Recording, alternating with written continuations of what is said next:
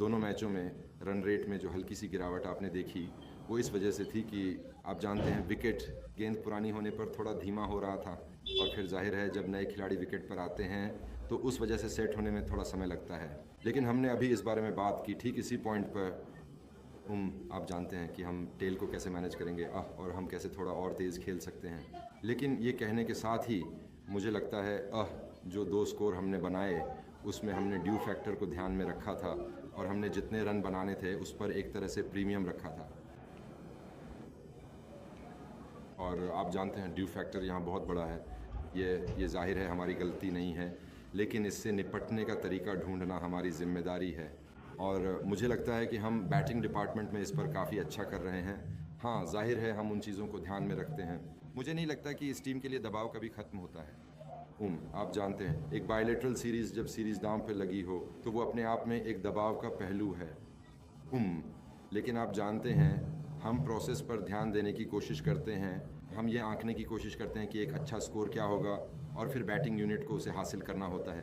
ये आत्मविश्वास बढ़ाने वाली बात है कि खिलाड़ियों ने यहाँ पहले भी ऐसा किया है, और जाहिर है हमने इसे एक हाई स्कोरिंग ग्राउंड के रूप में आंका है जहाँ बाउंड्रीज काफ़ी छोटी हैं। लेकिन सबसे बड़ी चुनौती फिर से पहले बल्लेबाजी करने और दूसरी बल्लेबाजी करने के बीच का अंतर होगा। मुझे लगता है कि यह वनडे क्रिकेट में ज़्यादा प्रमुख होता जा रहा है, और असली चुनौती वहीं है। बस टाइमिंग पर मुझे लगता है कि यह आप जानते हैं तथ्य यह है कि ओस दूसरी पारी शुरू होते ही गिरना शुरू हो जाती है। इसका मतलब है कि ओस पूरे समय रहती है, तो एक अलग स्टार्ट टाइम हाँ उस असर को थोड़ा कम कर सकता है अगर आप 2 घंटे पहले शुरू करें। यह एक समाधान है, लेकिन जाहिर है ब्रॉडकास्टिंग वगैरह के मामले में बहुत सी चीज़ें जुड़ी होती हैं, इसलिए मुझे लगता है कि यह एक बेमतलब की बात है। हाँ, मुझे लगता है कि ये थोड़ी अजीब बात है। अब जानते हैं आप सोचते हैं कि टेस्ट क्रिकेट में आपके पास ज़्यादा स्पेशलिस्ट होंगे, लेकिन अभी हम साइकिल में जहाँ हैं, और जो खिलाड़ी हमें लगता है कि इस समय टीम का प्रतिनिधित्व करने के लिए सबसे अच्छे हैं वो यही हैं। आप जानते हैं आदर्श रूप से टेस्ट क्रिकेट में आपके पास बल्लेबाजों और गेंदबाजों का एक ज़्यादा ठोस आधार होता है, लेकिन हमें लगता है कि इस समय जो खिलाड़ी हमारे लिए काम कर रहे हैं वे इत्तेफाक से ऑलराउंडर्स हैं।